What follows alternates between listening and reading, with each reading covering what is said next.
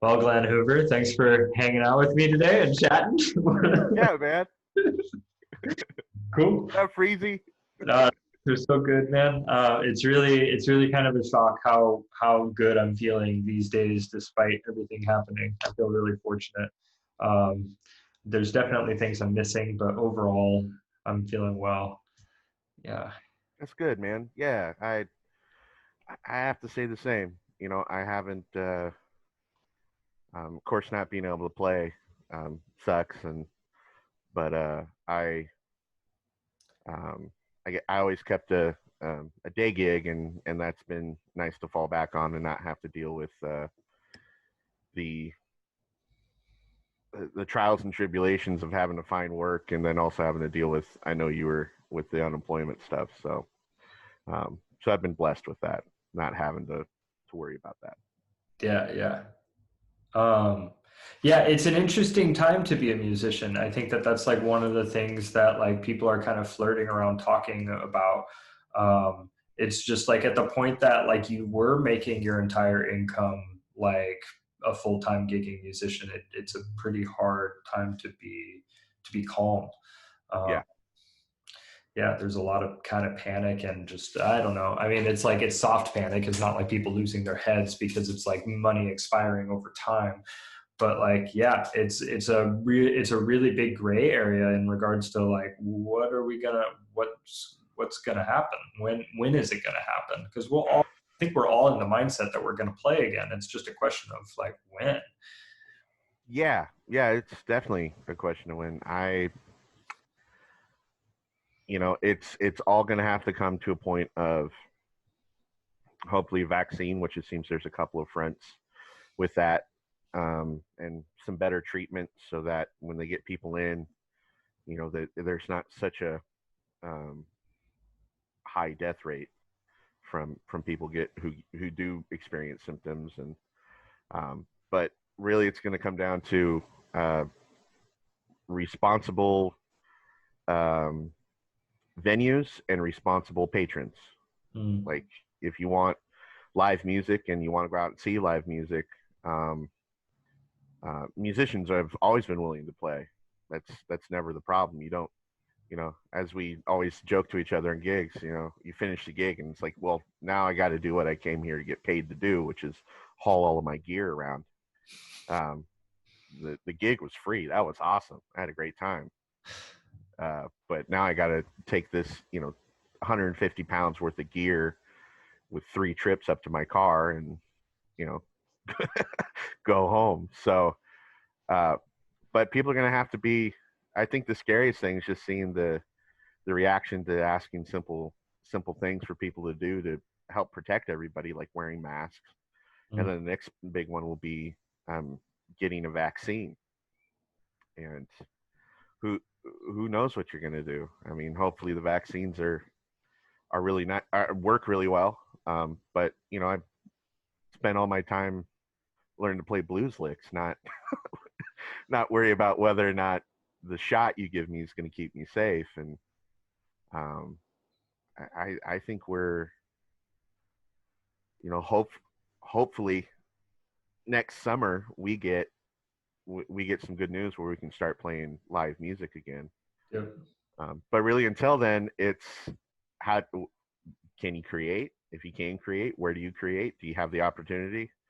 I'm lucky. Our good friend Jake Rowan has a studio, and he lets me go over there anytime I want, and we get to create. Um, a lot of people hopefully have home studios. The music store in town, Old Town Music, I heard from their guitar tech that they don't have any loopers in. There's no audio interfaces in. They're all gone. They've been cleaned out. Yeah. Everybody's at home. So Interesting. Yeah.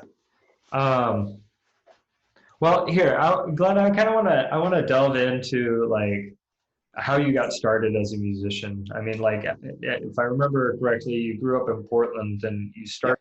It was a choir thing, right?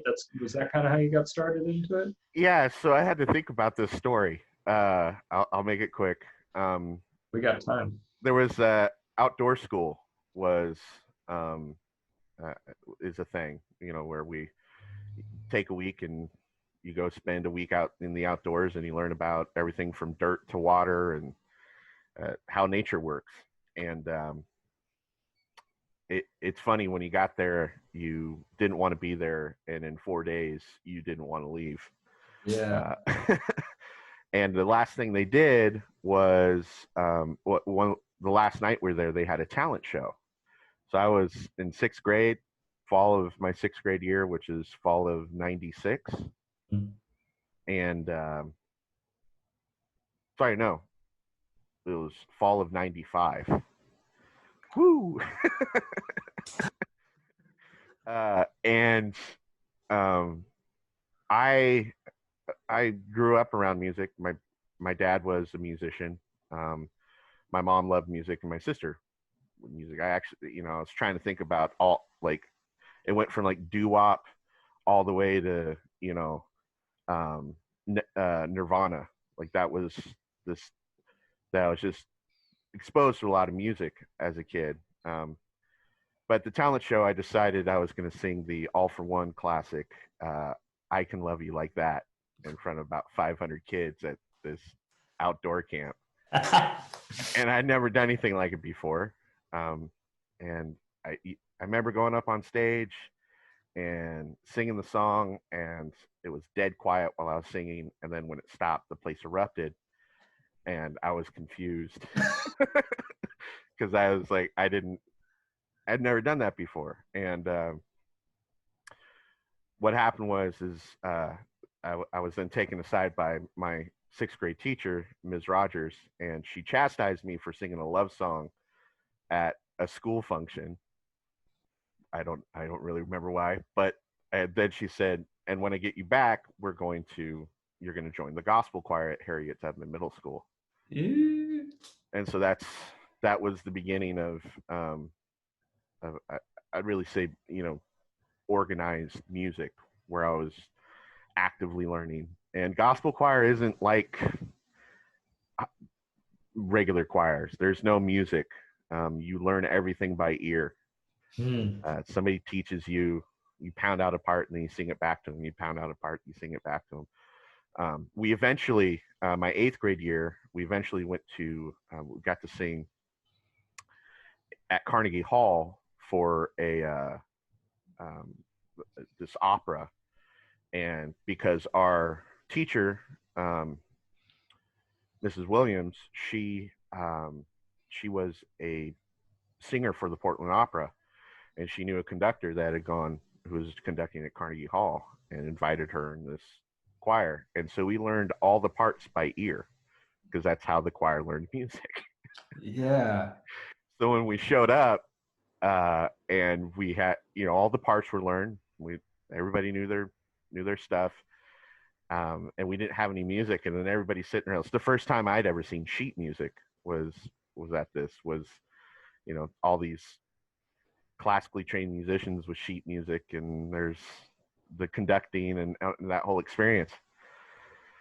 But that was those 3 years of singing in that choir, and then having that experience in eighth grade was like, I at least wanted to be a singer for the rest of my life. Hmm. Um, so that's how I got into it. I then sang in choir all 4 years. I didn't pick up the guitar until I was a senior in high school. Hmm. Um, my dad told me, if you're going to be a singer, you might want to play an instrument, which I didn't think anything of it. So I started teaching myself country songs and folk songs, and I was just strumming chords and singing by then. Wasn't really playing anything intricate. I just learned songs, and then Accompany yourself. yeah, Yeah. strumming myself. So strumming chords and singing, and started out. Before long, I was getting hired for weird little parties and weddings, mostly by family members. Yeah. And then um, got to go on another really big trip with a choir. It was my senior year after school was done, and it was the Royal Blues from Grant High School, and we went to Washington D.C. They were having a choral festival, and so we did that, and then we went to Philadelphia afterwards, and we got to sing at the National Cathedral, which was amazing, and then we got to sing at the Philadelphia Cathedral, which was, you know, some really cool experiences, and that just kind of rebuilt the fact that that's what I want to do. So those were still like the gospel choir experience, yeah? No, so the gospel choir ended after middle school, and in high school, I finally, I guess, joined a more traditional choir, Okay. where I had to start learning to sight read. It still wasn't. I mean, most of the time you learn stuff by ear, because you you have we're not good sight readers, and we really didn't have the time to learn to sight read. Um, you had an hour maybe, Right. and it takes 10 minutes to get high school kids even thinking in the proper direction. Right. So, I mean, and getting up at, sometimes 6 o'clock in the morning because we needed an extra rehearsal. There was a lot of volunteer time Mm. from the students, but no, that was a lot more traditional choir sense. And, it started with a beginning choir where it was an all boys choir, and we did simpler stuff, doo-wop, sea shanties, barbershop. Well, the barbershop isn't that simple, but 4 part? Is that still 4 part? yeah, still 4 part. Yeah. Um, and and then there was the big choir, which was 150 kids. Yeah. And then there was the elite choir, the chamber choir, which was the Royal Blues, and that was actually like working in a professional choir. Hmm. The amount of times you performed, and I mean, my I really didn't go to school much my senior year because we ended up paying for our entire trip to the East Coast through gigs that we got from Wow. doing, she would pay for the overhead of getting us there and getting us back, and then everything else went into a cubby, and all the plane tickets, everything. I mean, it was, the choir made a lot of money. I never knew how much, but I was never really asked to pay. I had to buy my tux, and that was it. And other than that, so That sounds like a huge amount of performance opportunity for a high school ensemble. It seems pretty unorthodox in regards to like people that I've known to like enter music in their high school years. yeah, it was insane. We, all the Christmas stuff that happens in December, kind of the end of it was the grotto. We'd perform at the grotto, and that was kind of the cap. And after that, it wasn't as insane just because everybody, it's Christmas time, there's family stuff to do. But I think in the first 20 days, like, we performed 25 times, maybe 20, close to 30. Wow. And yeah, I mean, it got you into the idea of professionalism. Like, you got to show up, perform, and of course our conductor Dory Jarbo was amazing at getting this collection of brats to sound the way she wanted to and all that. But yeah, it was, I wish I, that classic, I wish I knew what I know now I knew then, because you're just a kid singing, and you're having fun, and you got your whole life ahead of you. But to kind of really capitalize on those moments of being able to perform. Hmm. Um, so yeah, so that, and then that led to a year at Mount Hood, where Dave Bardoon told me that I would never sing at a professional level. So that was fun. Wow. That's some old school mentality from Uh, tour. Oh my goodness. yeah, and all good things. Dave's a a brilliant cat, but he was very abrasive, and so that was kind of I guess another lesson learned, that not everybody's going to, from that point on, especially as a kid, if you're talented, most of the time people who are teaching you are very supportive. They want you to do better. Right. And it was kind of the first time I ever experienced somebody who was like, "You're not worth my time," which it is hard, but at that point you just need to move on and find somebody who is going to give you their time, and that's how I ended up at Clackamas with you and all our other good friends that we still know from there. Yeah. Yeah. Um, what were some of the lessons that you learned from performing at an early age? Like getting into the habit of like being like, was stage fright ever a thing? Like, did that end relatively early for you? Was that era of like high school performances like helping you get into like the idea of being able to step on stage and entertain with confidence, or like what were some of the benefits of that? So when I was in middle school, I did a lot of soloing. Um, One of the things with Harriet Tubman was it was a majority African American school, Hmm. and there wasn't um, the, it, it's a different type of performing. Hmm. It's a lot more visceral and not so controlled. Okay. And so learning, and then I was put in front a lot because I sang well, and it it that place taught me to at least at that you got to lose yourself to get anywhere on stage. You can't really be thinking about what the next note is, because if you're thinking about what the next note is, then you're probably not going to hit it. You just kind of there's a um, yeah, it's there's just a visceral feeling. It's a lot more body and less head. Where when I got into performing classical and chambered music, it, it's a little bit more about execution than a feeling. Hmm. Um, but when I didn't have a single solo in high school, Hmm. I was just a background because I did start experiencing real heavy stage fright.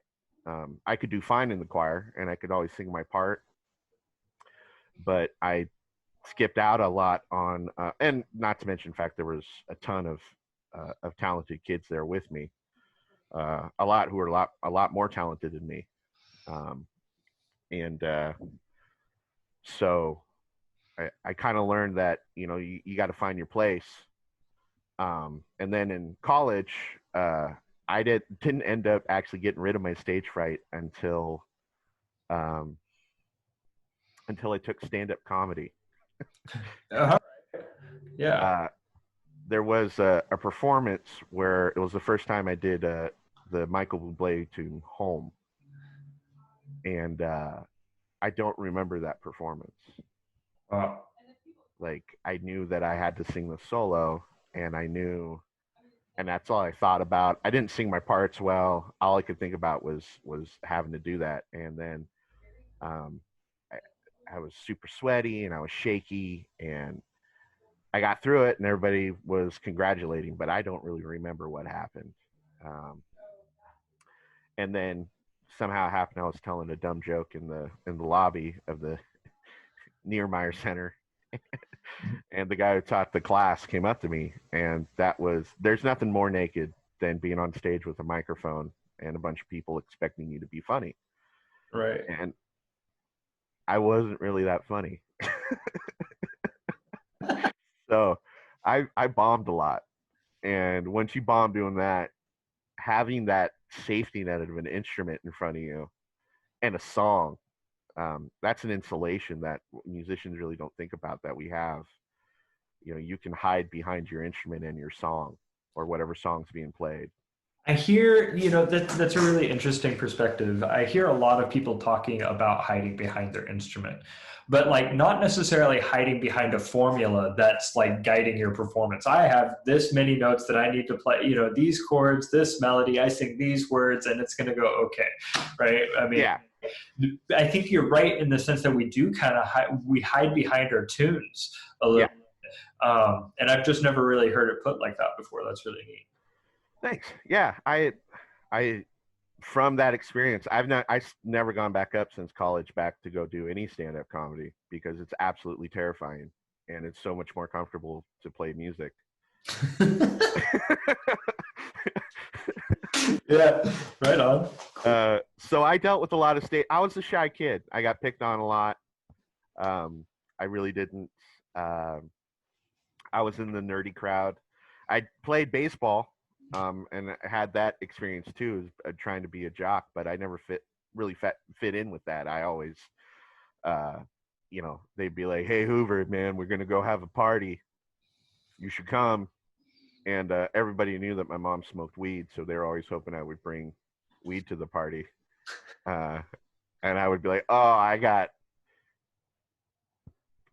stuff." And what I was doing, I was going home into my parents' basement and playing Dungeons and Dragons with my nerd buddies. So I, I Yeah.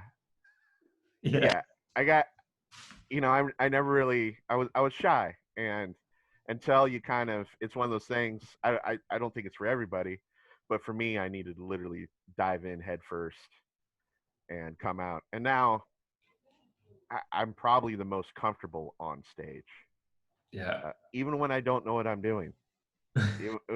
When you're called up, like, hey, we're gonna jam. What are we jamming on? It's in the key of A minor. Okay, and you're like, what? And the drummer starts and the bass player starts and whoever else is on, and you just kind of go, okay, and you're there. But that's more comfortable than really anything.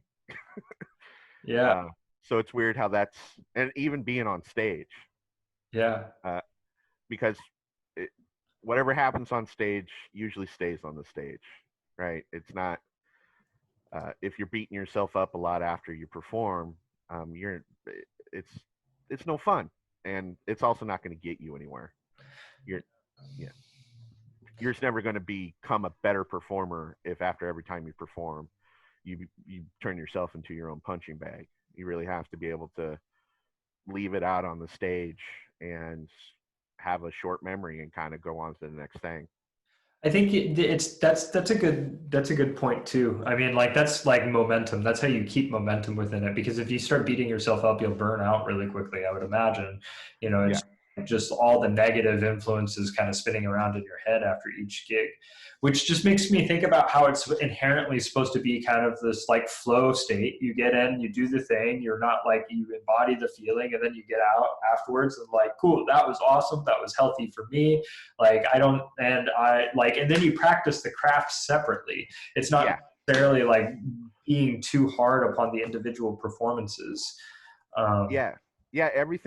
It's everything needs to be. You kind of need to let it all go, and then when you go work on it, that's when you nitpick yourself.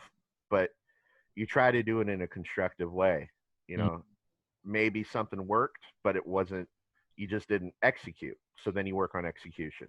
right, Or maybe you played something and it was absolutely awful. So you just kind of cut that off and you go, well, we're not, maybe I'm not ready for that. right, I think the other weird thing that I've been lucky is I've always had, for the most part, the ability to record myself yeah, and then go back and listen, and not just iPhone recordings or anything like that, like, solid studio like recordings from a live setting, and being Mhm. able to hear yourself and go, no, that's, I'm not, I'm not phrasing correctly, or maybe my transitions between pedals isn't right, you Yeah, know, um, or am I rushing? Am I grooving correctly? right. Um, am I, another thing, you have time for your brain while you're doing it. You really don't have, in my experience, some people may be differently, but I don't, like I'll remember moments and feelings and but like what somebody played, I'm always surprised when I go back and listen because you're like, oh, that was really nice, or wow, we really hit something as a band in this moment. And when you're able to sit back and listen and you can like pinpoint when that happened from memory, but then when you hear it back, it's it's it's a nice realization moment that oh, I did it. I I was there. Yeah. Yeah. But yeah, you have to listen to yourself. If you're not listening to yourself, you're not really going to get anywhere. Um, How often are you listening to yourself? I imagine you play quite a few gigs a year. Are you listening to every single one of them, like every 1 in 10? Like what's that like? um, well, I with my band is where it really um, started happening. We just started. If we had the ability at a gig to do our own setup, we would just record it. Yeah.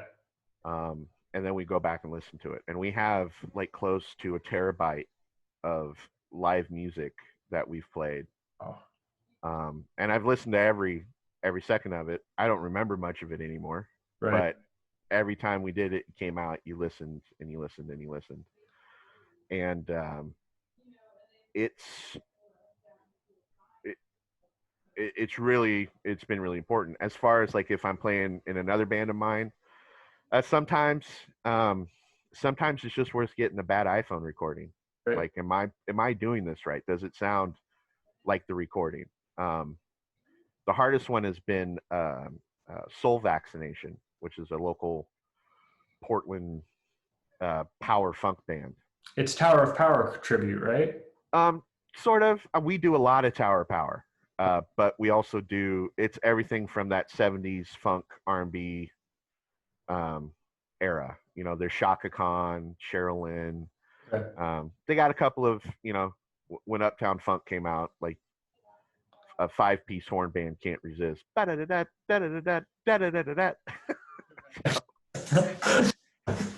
So, which I will say that song's actually a lot of fun to play when you got five horns blaring in front of you. It's a really powerful song when it's happening that way. But that one's a little harder because of the horns. It is a horn band, and they kind of run the show, which is it's just a different experience. Um, and they run a great show. But that was important to get something from that because that's not like playing in a four-piece. When you're in a 12-piece band, you become an orchestra instrument. Yeah. Play your part. When somebody looks at you, then go out of your mind. Yeah. Until then, what's your part, and play that part for however the duration of the song is. Right. Right. Yeah. Yeah. It's a different role. It's a different style of playing. Yeah. Different responsibilities. Yeah. I'm kind of like, well, here, tell me about Hot Tea Cold. Like, that's your band. Is that still is that where you guys are running? Yep. Yep. Cool. As much as our friend Alex hates the name and trying to get us to change it, which I think we'd be fine with. We're bad at naming things. So, Fair enough. Um, I mean, you've had it for a while. I mean, like, I think it's like, it's easy to remember. That's the one thing that I do like about it. It's just like yeah. easy to remember name. But yeah, how would you describe that music? What is that centered around? Are you writing those tunes all by yourself, or like, what's the process like for that? No, I, I'm not um, as I've gotten older, trying to come to terms with who you are as a player, I think is really important. Mm. Doesn't mean you can't stop learning, which I'm always trying to learn more. I'm always trying to get better. Yeah. But as you know, I'm a feel guy. Yeah. Um, and I really that came from the fact that I started out as a singer and I was accompanying myself, and that's just a different way of approaching the guitar. Mm. So, um, Hot Tea Cold, I never felt comfortable with me. I'm not virtuosic at my instrument, so I didn't ever feel comfortable with Glen Hoover and the whatevers, and I wanted to be in a band. I grew up playing baseball. I grew up being a team player, and I wanted a team. I wanted people that I could turn to and really experience music with. I think, and that's I have no, I've had the pleasure of meeting some incredible artists who are the exact opposite, who want to be, whose names are the band, and they they want that, and that's I think that's just as valid of experience as any. But I didn't feel comfortable with that, so we from the beginning was this is it's either all in or it doesn't happen. And in some ways that may have been detrimental to us. We're not I think we got a good name around town, but we've never really left Portland.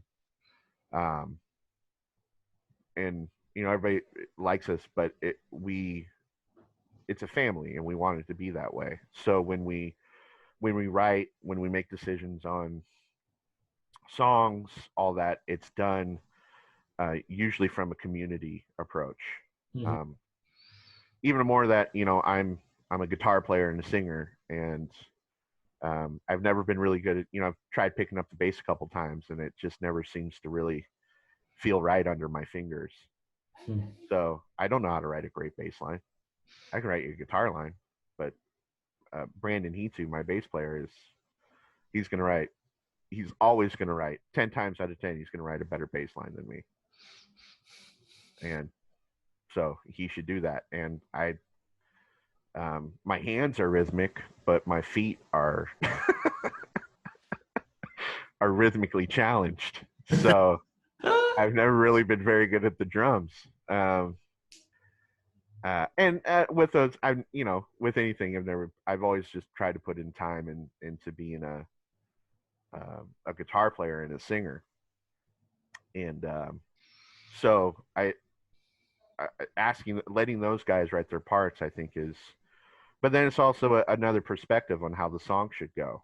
And um, I really enjoy that experience a lot. As far as what the music's like, it's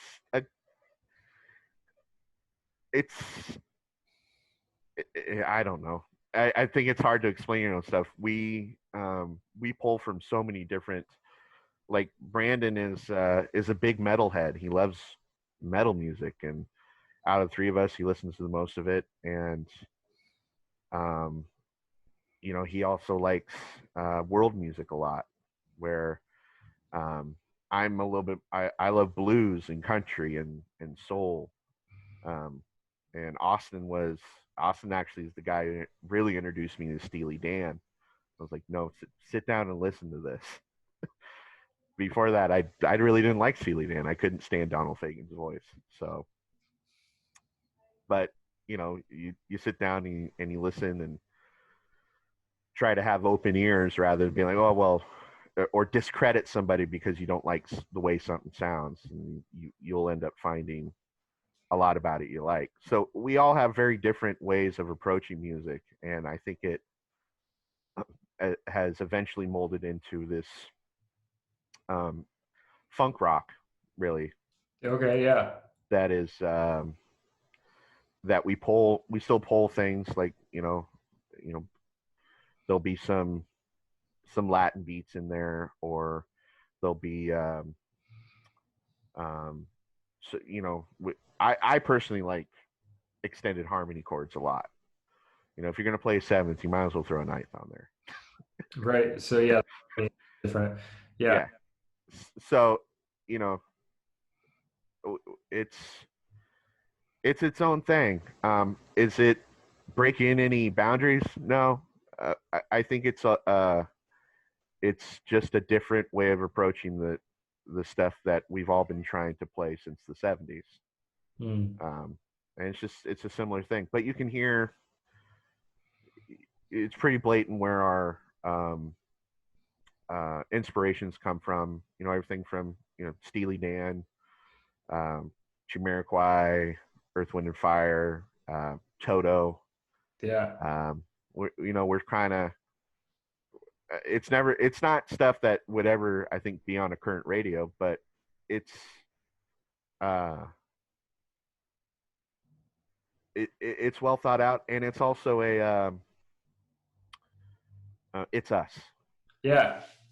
Yeah, and that's for us. That's usually enough that it's us.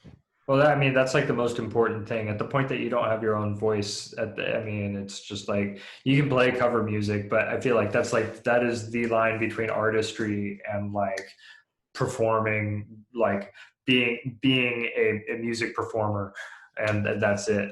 I don't know. I think that it's pretty important to find your own voice, and that's one of the things that I really struggle with just in my own like understanding of classical music. It seems like so often you are kind of sacrificing your voice in order to be a particle within a larger voice, um, Yeah, that's performing something composed by somebody who isn't even present, likely.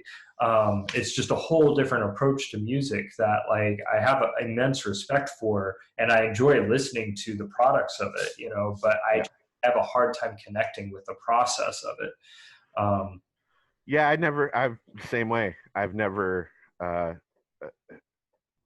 you, I think classical players are unique in that they have to really work in confining parameters.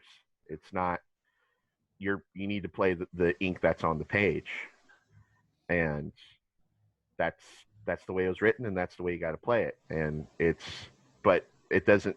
The hard thing I think is trying to find the emotional connection through execution. mhm. You need to execute this, and you practice it until you can execute it flawlessly. But there's also a freedom in that you can go out and perform a beautiful piece of music and bend it, and you know and move it and stretch it and do all these things with it because you know it so well. Yeah. um, It's different. It's like quite, I mean, like I feel like you have a really unique experience at the point that you have like you have the gospel choir, which is super feeling centric, visceral as you call it, and then like the choir that we sang in college together, the chamber choir at CCC under Lonnie Klein was much more traditional in the sense that there was ink on the page, and I mean, it's just I think that like at that point your focus in both of those is kind of unique because you have like blend is a thing, like mm, all trying to blend and sound together and sound like one voice. It's like all the baritones are trying to like make that part like kind of seamless, and like there's yeah, that. And then, like at the other end of it, the gospel choir, it sounds like you would be thinking about those same elements, but maybe like more with your heart or your gut instead of with your brain, because you didn't have the written instructions in front of you to start with. yeah. No, I think you hit the nail on the head there. It's I mean, the end result's the same.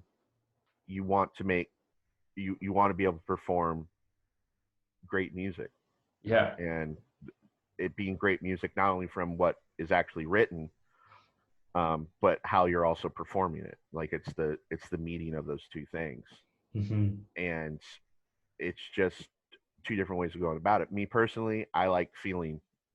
I think music is very emotional. It's music is a manifestation through sound of emotion, Yeah. right? You can change. I saw this video on Reddit of the scene between Bruce Lee and Chuck Norris, and somebody put like a 70s R&B sexy tune behind it, and it completely changed the feel of that scene. Like it was like oh, right. it was it was a much different experience, and so I think um, the end result, right, is portraying that emotion. Like we sang some, I think specifically the Estonian stuff that we sang in college has a lot of emotion to it. That country's been through a lot, and Yeah. you could hear it in the pieces that were written. Hmm. But um, you know, the tradition of gospel is seated in modern music. Hmm. You know, um, blues, soul, even jazz, especially the pioneers of it. Those guys were emoting. Hmm. I think now sometimes it gets lost in that it's look what I can do. Yeah. And there was always that competition there, but there was also like you heard the character of those players in their playing, Hmm. and it was, you know, I mean, Coltrane was relentless. It was just, and he was also it seemed like he was a relentless personality, Hmm. and that definitely came out in his playing. And I personally, I've always connected more with that side of things, that um, music from the side of where you're coming at it from an emotional state and a feeling state. I've always experienced um, more from that. Yeah. Um, but I also got a lot from the other side. Um, uh, and I think I think if you're going to be a well-rounded musician, it's good to dabble in both. It's good to know. I mean, you think of those guys who recorded all of the like the Wrecking Crew and um, um, oh, I can't remember the guys from Muscle Shoals. I can't remember that band's name. And Motown guys, like the Wrecking Crew and the Motown guys were all. I mean, they were specifically Wrecking Crew guys. They were L.A. jazz monsters, and it was, well, we're gonna call you in. We got this chart. You play the chart, and you never that music never feels um like somebody who didn't who what how do I put this? It's it's like they did it their entire life. They came in, they played these tunes that are obviously not jazz tunes. They're pop tunes, Yeah. but they felt great. They sounded great. It sounded like they had done that the entire time. And for me, that's always kind of where I've wanted to be, is that I wanted to play stuff that is, you know, um, there's enough technicality there that you feel good about it. Because that's the tech for me. The technical stuff is a musician side of things, Hmm. right? I've learned this technique, and now I'm going to put it to use. Right. All the listener cares about is what's coming out, Hmm. in my experience. Yeah. Um, that you can you can play as many notes as you want, but if those notes don't speak to anybody, um, then they're not. Um, and that, of course, has been. I mean, you look. We've talked about it. You look guys like Steve Vai, who's just he's a wizard, Right. and there's millions of people around the world who love the way he plays. So but it's all subjective at that point. I Um, kind of I want to interject there a little bit in the whole technique thing, because like it's interesting because like we live in an era now where so much of the musical experience is a visual experience as well. yeah, And so it's interesting. I feel like I've definitely seen circumstances or talked to guitar players or other musicians who like have talked about like being able to play something like this, but deciding to do it like this instead. And like it just like it can't like you can look like you can use technique to look a certain way and it gets a different response out of the people witnessing the music.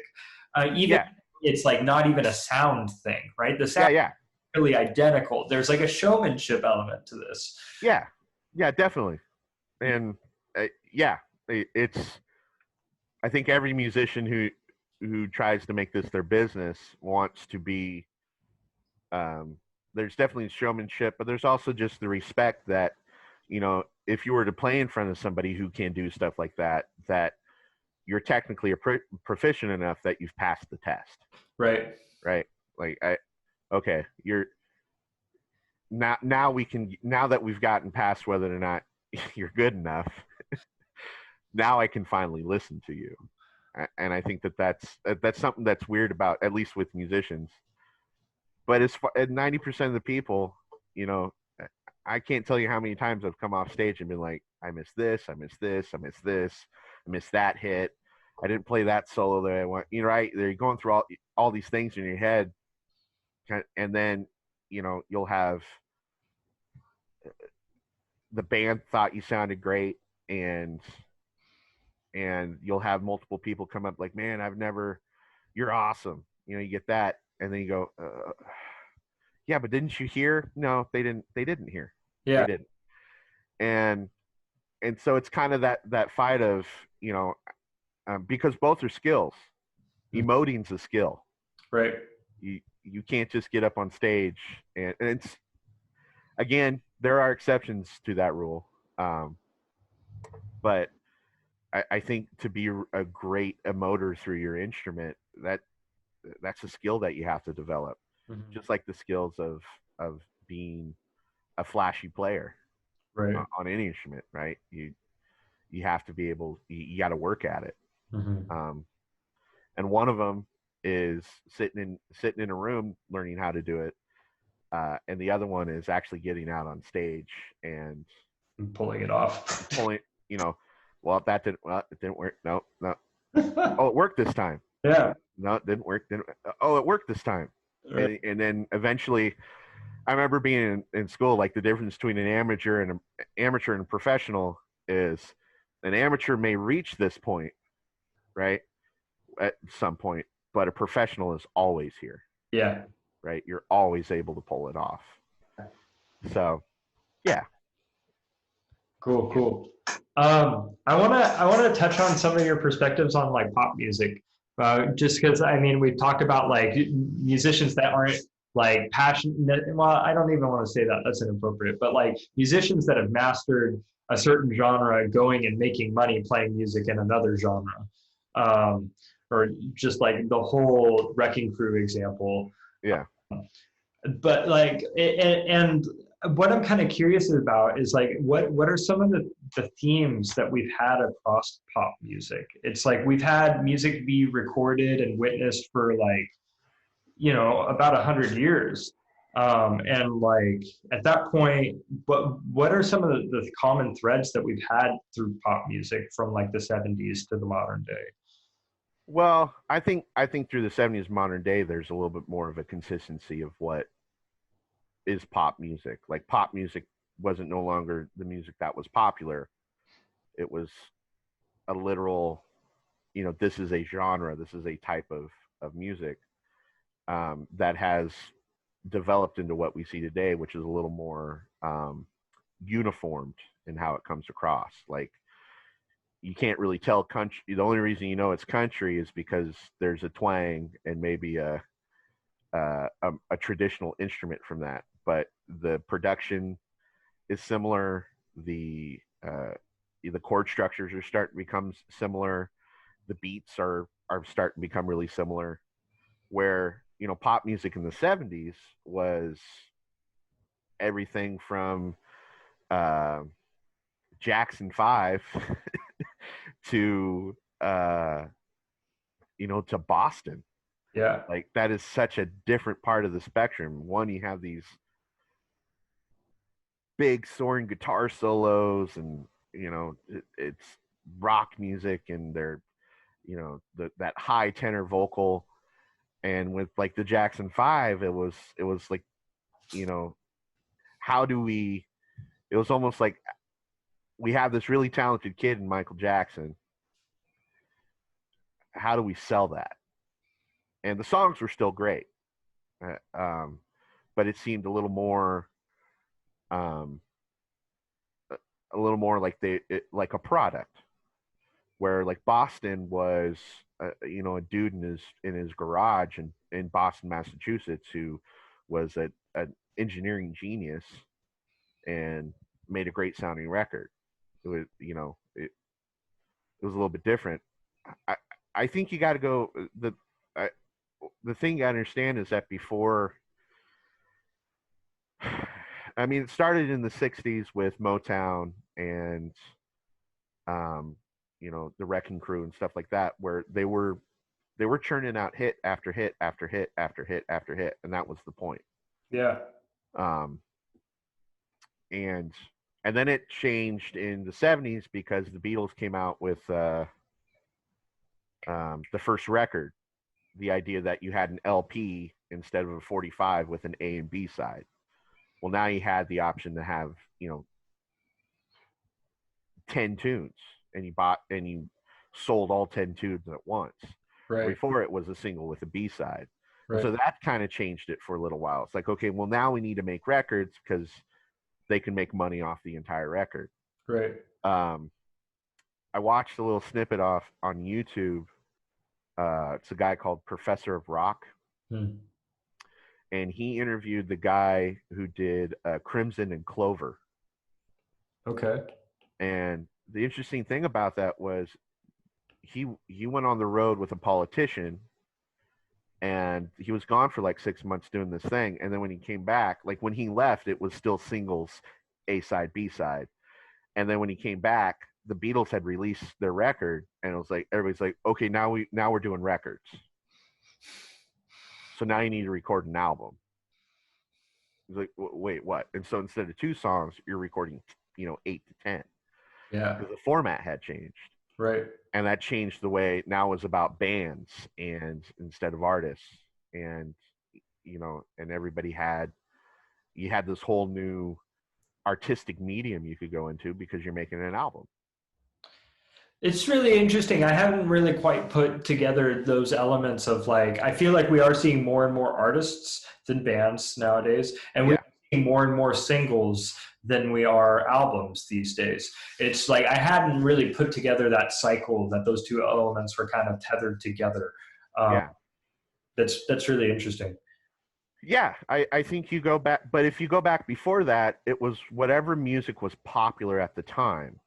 And it wasn't so much like they were waiting for it to come out and then they profited off of it, right? So Hmm. like the swing era, the swing era before that, nobody was. I mean, 1920s jazz music was. If you're going to a club and dancing to jazz music, you were in cahoots with Lucifer.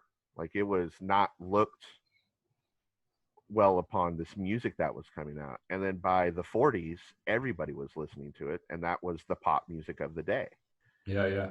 And then for a little while there, it was bebop.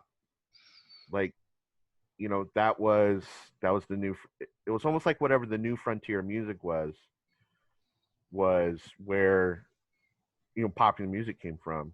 I mean, at the same time though, you had folk music was really big. At the same time, bebop was big. You had like I think it was the Kingston Singers, if I'm saying that right. Um, and then all of a sudden, rock and roll came out in the 50s, and that was the beginning of, because it didn't go away, right? It was like hip hop. Right. When hip hop came out, there was this idea like, oh, it's just a fad, it's not going to stay, and it's the number one platform for writing songs now, Right. right? It's kind of gone into everything. Like even jazz music now has elements of hip hop in it. For sure. Um, and country music has elements of hip hop. Like it's in everything. And that rock music was like that in the 50s. Everybody started to, okay, now we're going to jump on this, and they're looking for those. And then of course, the uh, Chuck Berry, Elvis Presley, Fats Domino, Little Richard, Buddy Holly. Um, those guys were kind of the building blocks of modern music. And then when the Beatles came out, I mean, nothing was the same after that. That was such. I don't think, as far as musicians go, that moment's talked about a lot because it changed the way bands existed. It changed the way they wrote music. It changed the way they recorded music. Hmm. It just, and there were, after they came out, there were a ton of. I mean, the American version was the Monkees. Yeah. And the Monkees were a straight. I mean, those guys, it was that thing back then where they didn't play their records, which is something different. With the British invasion, all of a sudden it became about the bands playing their records, right? The Beatles also changed that the band's going to write and play this record, and then that's how you get like Led Zeppelin, Cream, um, Jimi Hendrix. You know, these guys that it's not just the fact that they're recording that they can play, but they're also writing and recording their own stuff. Mm-hmm. Where like the Beach Boys, you know, that was the Wrecking Crew, and Glen Campbell played on Beach Boys records, Right. right? Like that's you think about it from our point of view, we grew up with bands that played and recorded their own stuff. You didn't call like if you called in somebody, that was a guest spot, Mm-hmm. right? But in the early '60s, that was pop music was played by studio musicians. Yeah, standard practice. Yeah, and that still was a standard practice, right? It still happened quite a bit through. It kind of came more into like the '80s and the '90s, and now it's. I mean, the recording industry is almost. You listen to guys like Steve Lukather talk about recording now compared to recording then. I mean, there's no, or Tim Pierce is another guitar guy I listen to, who's played on a bunch of records and has been an LA cat. And, he used to go to the studios all the time and record stuff. And now he pretty much just lives at home and people send him stuff. Mm-hmm. He records it and then he sends it off. Yep. And he makes probably most of his money off of YouTube rather than making a career being a session musician. Which, I mean, it's a story. I mean, it's an interesting success story because he had like a line of work that had to pivot for him to maintain success. Yeah. Like he had to take a pretty harsh degree of, of change in order to maintain relevance. It's just like it's kind of a bitter story to hear of somebody spending their entire life kind of working on developing this thing so they can do it consistently and do it like at a high caliber all the time, and then have to change so drastically like the type of service that you're providing because we can program parts or like they out of style. I mean, like so much of the pop music nowadays is programs, or like one of the things that I was thinking about earlier is you talk about like the cutting edge kind of like infiltrating all styles. And right now the cutting edge is like programmed synth parts, whether it be key textures or drums or bass, whatever it is, that's like permeating everything, which is like kind of killing an industry. Yeah, it's also kind of, I think the one thing you can see about pop music that, started in the 60s, but I guess I would like to romanticize that they were trying to write great songs because they came off as great songs. Right. But they were definitely pop songs, right? Yeah. Like Ain't No Mountain High Enough is a pop tune. Yeah. Right. And you took, big artists like Marvin Gaye and at the time Tammy Terrell, and all right, let's do this. Let's record a hit. So I don't think it was as innocent as sometimes we like to romanticize about that they were just trying to write great music. I think the intent was also to write a hit because they knew they could make money off of it. Right. I would agree with that. I think that is one of the more common elements to what we call pop music is that it's a profit driven. Yeah.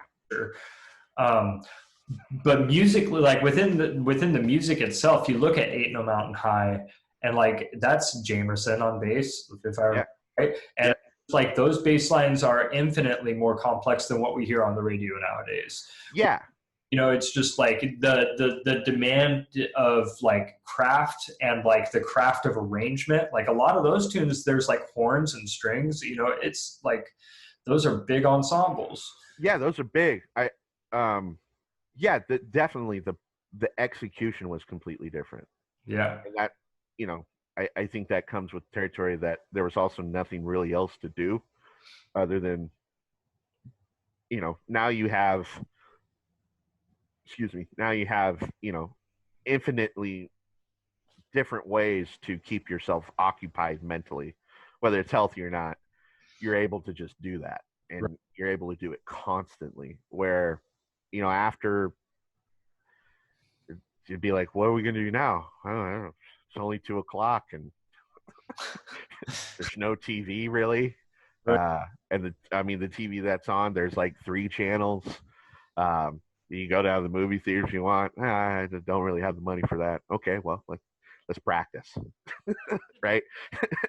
And even when you listen to music, because wasn't so many things to hold your attention, you had more time, and I think a more of an attention span to pay attention to that kind of stuff. Where nowadays, um, like I think uh, jazz isn't as widely accepted, mostly because it requires your attention. Mm. You, it's hard to have jazz on the background Yeah. just playing, unless it's like smooth jazz or something like that, where it's not as demanding. The beat's recognizable. Where if you got killing players up there doing their thing, your brain, like, I know I have a hard time. Like, if I want to listen to that, I have to sit down and listen to it. I can't go do something else and have jazz playing in the background. Yep. Um, but yeah, I think we've, as with many things, we've gone to an extreme with pop music that we've lost the character that maybe an artist had. Like, Marvin Gaye was a developed person. He didn't just become like somebody put him in the studio and out came Marvin Gaye. Like, Motown at that time groomed their artists and let them develop and help them develop. And Mm-hmm. I think that's another big thing that's happened is there's really, like, development now is all on you. And when you come to the table, you almost need to be a complete product before anybody will pay attention to you. Yeah. And you don't really have a lot of time to develop that product. And then once you do, you have, a very small window to capitalize upon yourself. Mm-hmm. Because if you don't, then it's just literally gonna go away, and you're gonna be forgotten about pretty quickly, which seems to happen. Like, a guy I love, Mark Broussard, still making great music. And in like the mid 2000s, it was like, well, here comes this guy from Louisiana, and he had a big hit, which was called Home as well. And it was kind of like, that was it. It, And yeah, it's my, I mean, like, I find myself falling subject to this, like, not on the receiving end, but more on the witnessing end of it, in the sense that, like, I go and I was baffled when COVID hit. I just started listening to more music than I had done in a long time. I just really started listening more. And as I was looking for new music, I was going back to collections of music that I've had and looking at artists that I listened to 15 years ago, but I haven't touched base with ever since, And so all yeah, of a sudden there's like 4 records that, like, I'm completely good. It's like they've been doing this thing, there's just so much music that there is, yeah, it's hard to keep up with it all. And so it's like, cool, yeah, I love Jazz and Nova, but, like, I hadn't tuned into you all in like 15 years. yeah, And it's nothing against you. I mean, yeah, like, there's only so much time. I think you're right in the sense that, like, we do have more ways to spend our time now than ever. And so it's really hard to maintain an element of focus and, like, consistency, because it's so easily, it's almost encouraged to scatter and witness a little bit of everything. I don't know if it's like the fear of missing out mentality or what it is that, like, we're experiencing as a species, but there are less and less individuals that are really just on the straight and narrow path and stay consistent with it. yeah, yeah. I think it's more of that. It's just, I can, so I will. Right. Right? Like, I have. Why not? Like, it's the new thing, and this is what everybody's paying attention to, so I have to move on to that.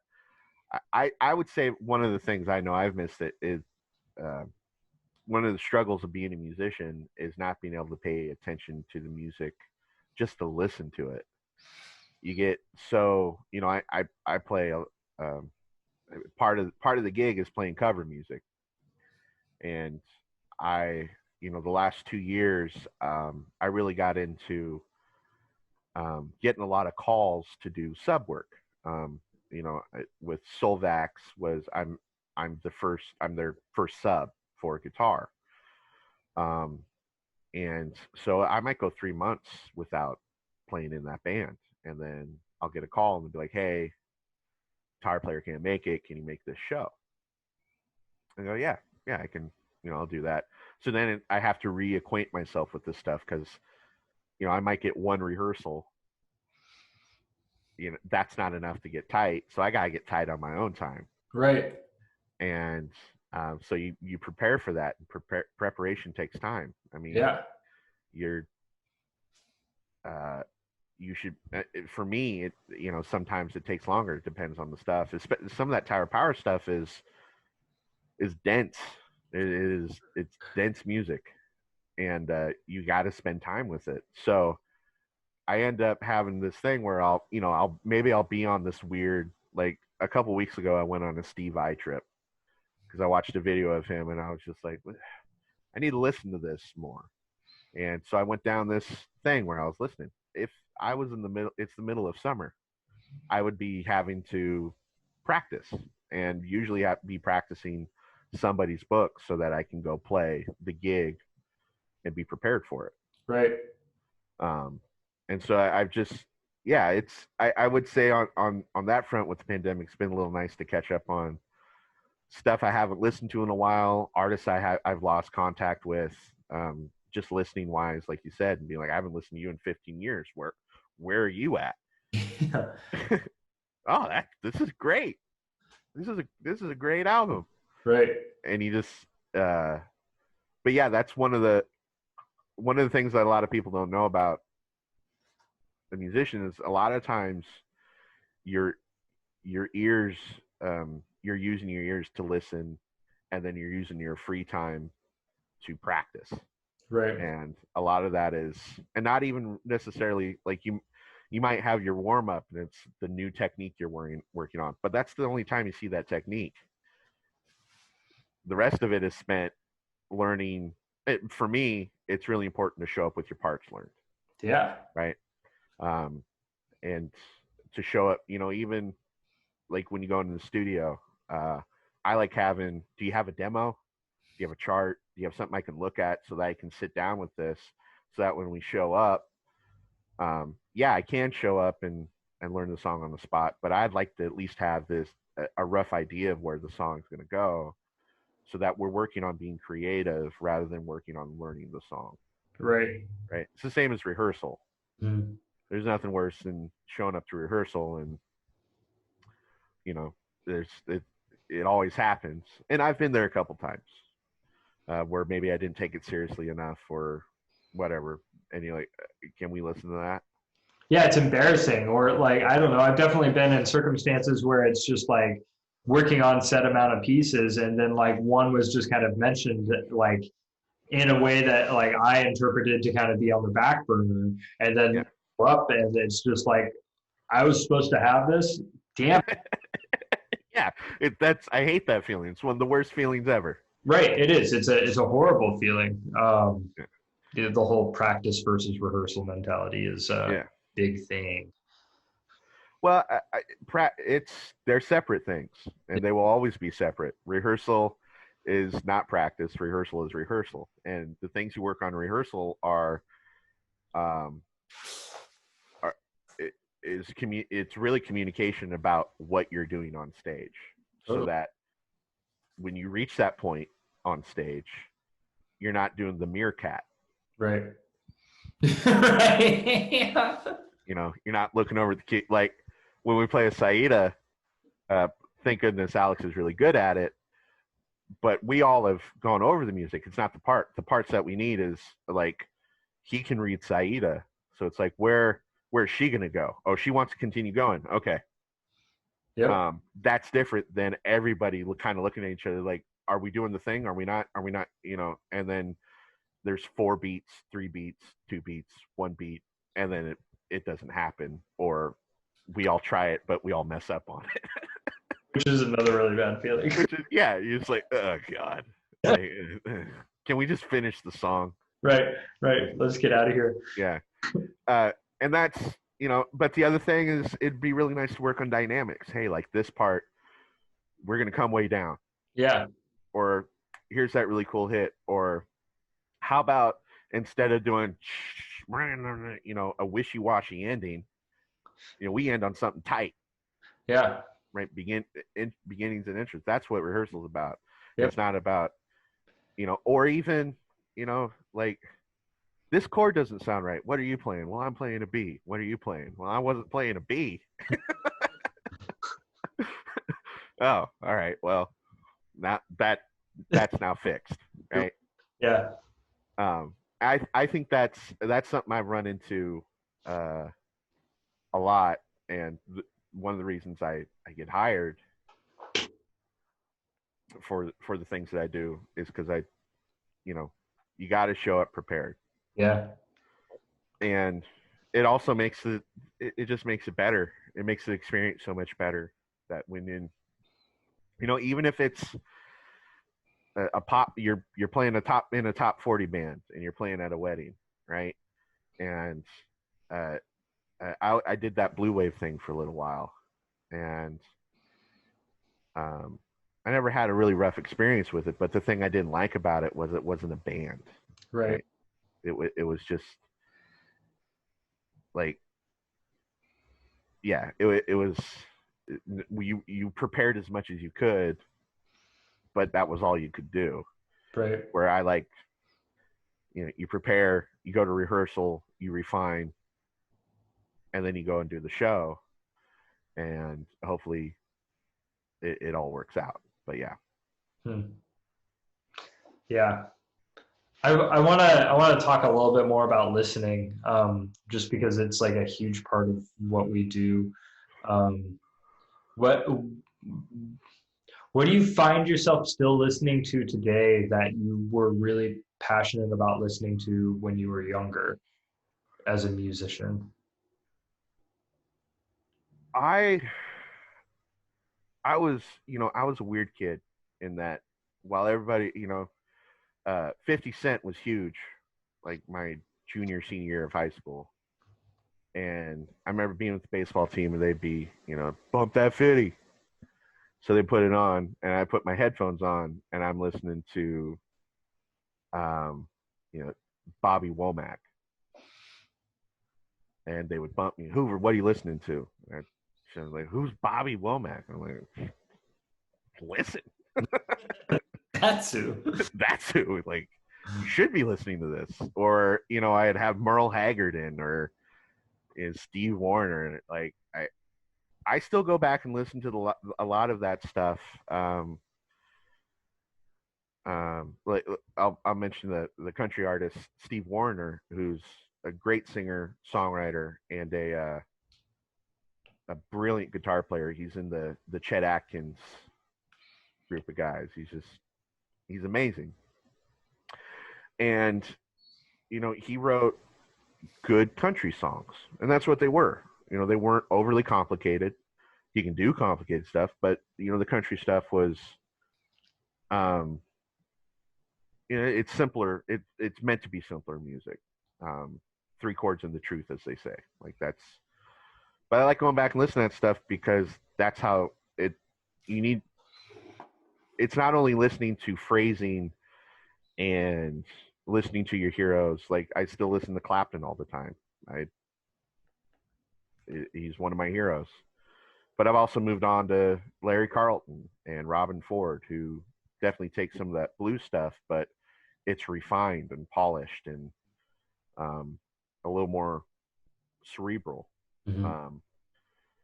But you also need to listen to songs, good songs, and you need to kind of pick apart why is this a good song? What is it about this song that is it the chord structures sometimes?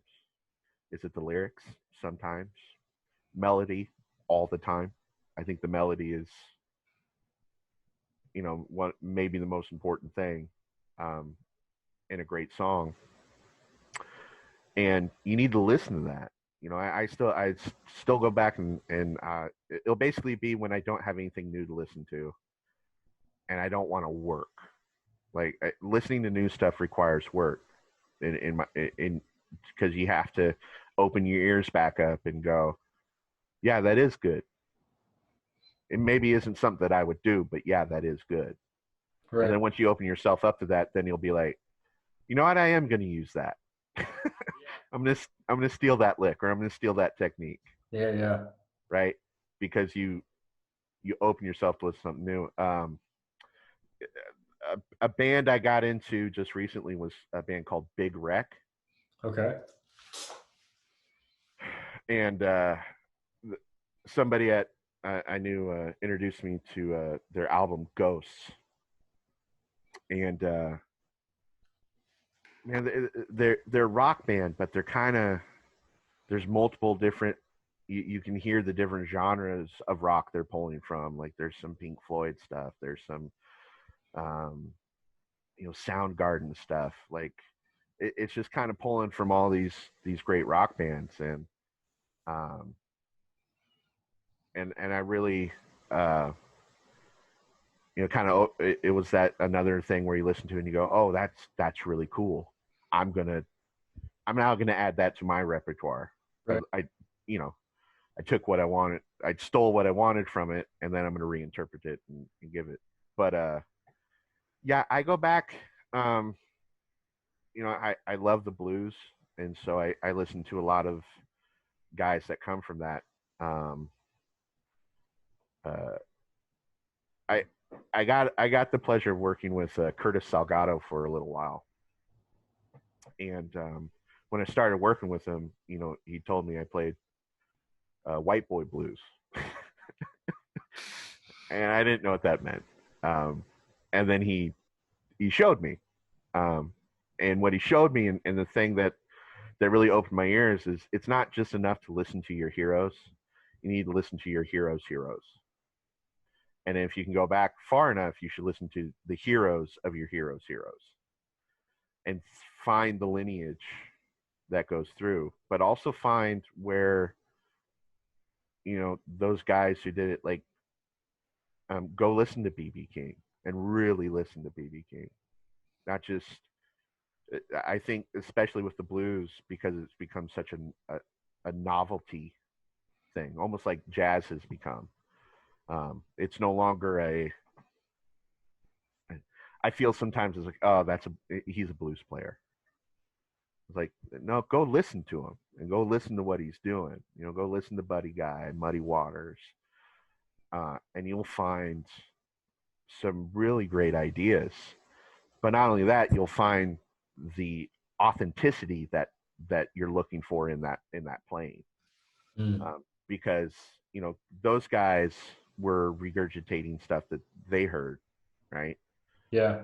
And then really what I grew up with was a further regurgitation of what was being done, right? It wasn't just it was a different type of authenticity. Mm. So I think that's important. That it's not enough to just listen to your heroes. You need to find where it came from and listen to those guys and try to find the authenticity in what you're trying to get across to really to the audience, because at the end of the day, that's who you're playing for. Right. Um, and and all that also being said, when you said white boy blues, there's a lot of guys um, who play that way, and that's fine.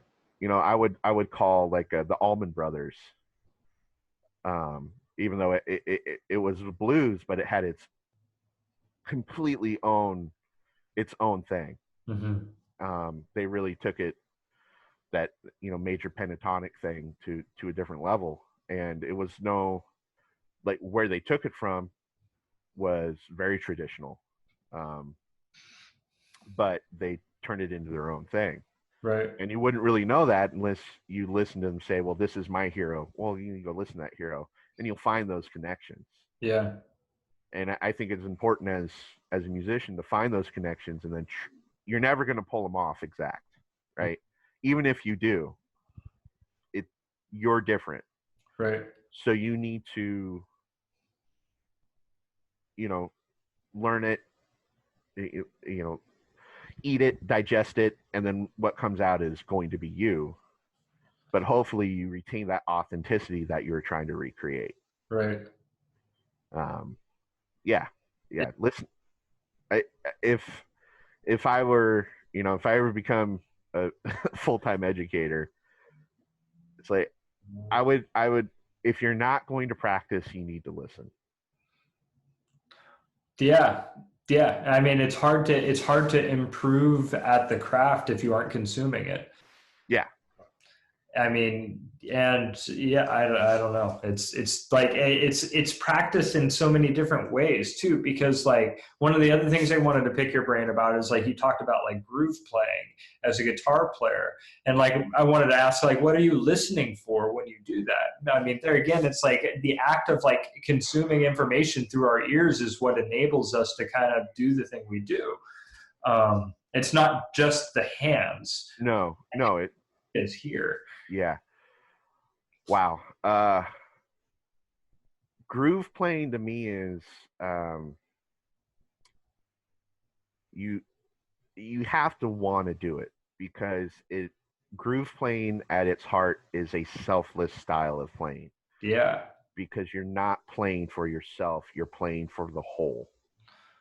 If you start jerking off while you're trying to lay down a groove, it's not going to groove. Right. You have to put something into the mix that is going to benefit the whole. And if you don't, then it's not going to work out. Right. Sometimes you have the busiest part. Sometimes you don't. Sometimes it's best if you don't play. Right. That's grooving. Bob your head and do a little dance with your instrument on, and let the band do its thing, right? Um, but you have to. Groove playing is about adding to the experience, not being the center point of the experience. And it's it's the other part about it is I think it, there's all the technical stuff about it, but you look at like somebody, the kind of the face of groove playing right now is Corey Wong, and that guy's, I mean, he's amazing. He's got such a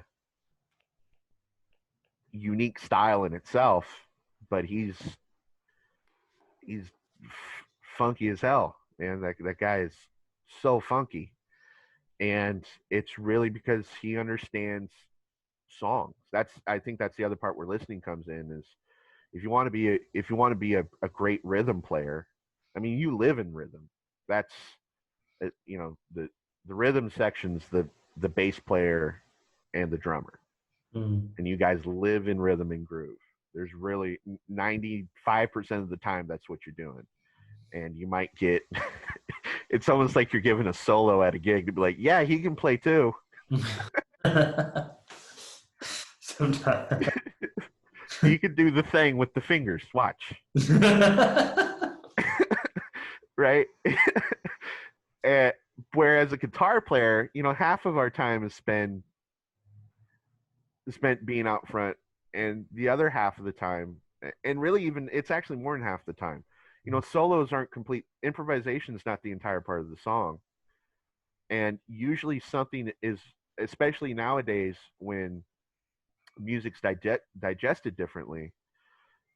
If it's grooving, if you got a groove going on, you can kind of almost do what you want over it. And the 70s proved that, right? Like fusion came out. Fusion was big for a while. Right. And that's because those bands they grooved really hard. Uh, Everybody not only could solo, but they could play rhythm, and they all locked in and listened to each other. Um, I guess as far as like what you're listening for, um, you know, the kick drum and the bass um, I would say that the three main things, are kick drum, bass player, and hi hat. When I have a monitor mix, I want those three things in my monitor pretty very present, almost as present as my guitar, because that's what you're going to react to, Hmm. right? Are you going to react on the downbeats, or are you going to react on the backbeats? If the drummer's playing 16th notes on the hi-hat, well, you might want to stay away from 16th notes on the guitar, which in you know, or if you are going to play 16th notes, you better be locking up with the hi-hat, Hmm. right? Hmm. Because if you're not locking up with the hi-hat, it's not going to sound right. Right. Because in the hardest thing to learn about groove-based music like funk, soul, R&B, blues, everything under that umbrella, um, is it's not about what you're playing, it's about what you don't play. It's about the space and leaving the space to let things, you know, if there's too many 16th notes going on, it just sounds wishy-washy. Hmm.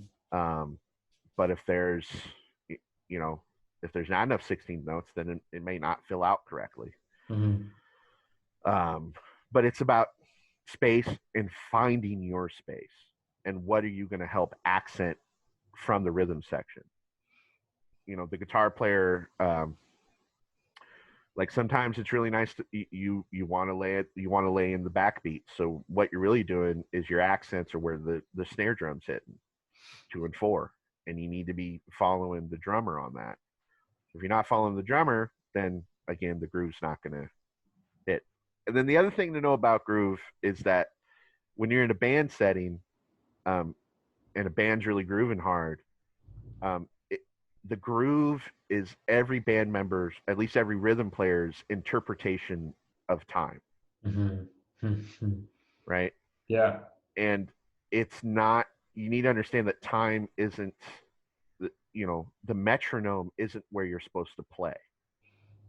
The metronome is a guideline of where you're supposed to play, and it's everybody's interpretation of that time. So, you know, I would say in funk, like let's take like a 16 note groove, right? Um, there's an interesting relationship because the hi-hat's actually keeping time, Hmm. right? So if you go listen to Michael McDonald's I Keep Forgetting, that's Jeff Porcaro on drums, and in my opinion he was the greatest to ever do that kind of beat. 16 note, 2 and 4 in the snare, and then the kick drums, um, kind of following the bass on thing on that, which is like boom, boom, boom, boom, boom. So, but the hi-hat's on and the snare drum isn't. There's this relationship between the hi-hat and the snare drum where the snare drum's a little late on 2 and 4. Hmm. It's not affecting the time. And what helps it not affect the time is that the hi-hat's on. So there's this relationship of where the drummer's actually not playing what I would call, he's not playing exactly with a metronome. He's not exactly playing a 1, 2, 3, 4. There's this relationship between the hi-hat and the snare that creates that pocket. Hmm. And a guitar player needs to live in that pocket. If you're going to play groove, that's where you live. And either you're accenting the hi-hat or you're accenting the snare drum. There it is. Yeah. Yeah. And if you're not, you know, and really at that point in time, you need to stay out of the way. I think a lot of guitar players get stuck in this idea. Well, you're the guitar player. In Right. a 4-piece band, you're the guitar player. You're supposed to almost be like at the forefront of things. And when you solo, yeah, but when you're playing groove, um, a bass player and a drummer will make or break a band in a groove bass band. If your bass player and your drummer aren't up to snuff, then that band's never going to be good. It doesn't matter how good your guitar player is. And that goes for everything from power blues trios to 20-piece snarky puppy bands. Yeah. Like if your drummer and your bass player aren't, excuse me for lack of a better phrase, aren't grooving motherfuckers, then that band's not. It's just not never going to feel right. Right. And so as a guitar player, you add to that. Yeah. Yeah. Right?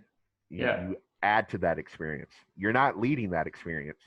In all actuality, it's the shared leadership between the drummer and the bass player. They're leading the groove experience, and as a guitar player, you find your spot to fit in that, and you try to stay there. Yeah. And if you don't, man, you're not gonna get called a lot.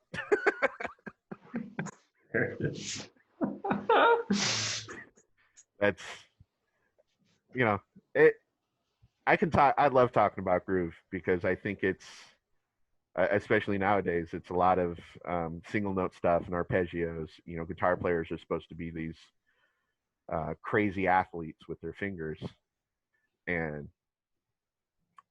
it's still the same. Like if you go and listen to the music that people are listening to, it's simpler than it's ever been before. Right. It's the easiest to consume than it's ever been to consume. So usually at all times, simpler is better. And that's, I think anybody who's trying to really, it doesn't matter what age you are, or what level you're at, go try and record a song and make it sound good. And you'll go in there with all these crazy ideas about the stuff you're going to do. And then it's like take 25 and you still haven't gotten the take because the part's just it's too hard to pull off. Right.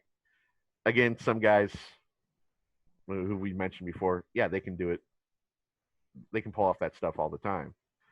But for us mere mortals, and for even those guys, like you go listen to, go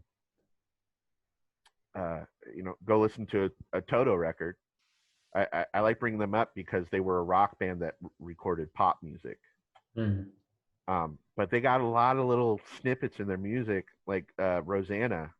That hit before it goes into the chorus is hard.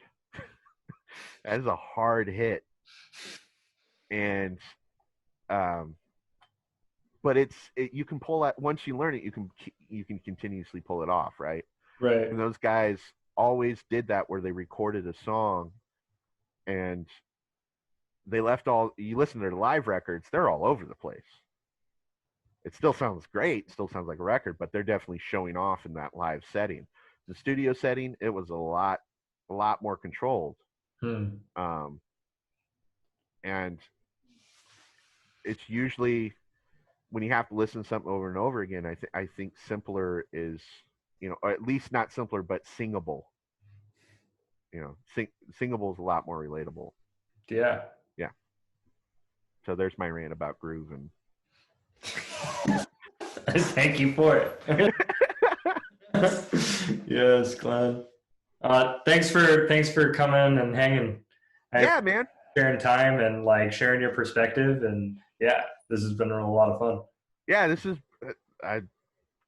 It's nice to talk. I think one of the hardest things is not being able to talk to your brothers and sisters in the music world.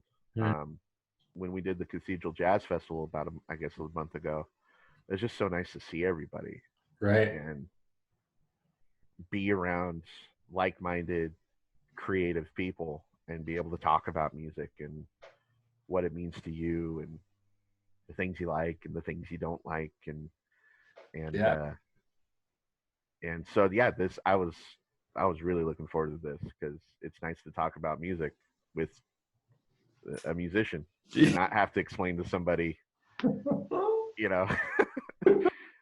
And there's all three kinds of stuff around. I have a buddy of mine who's a bridge engineer, and he tries to tell me about bridge engineer stuff, and I'm just like, you should call an engineer buddy because Right.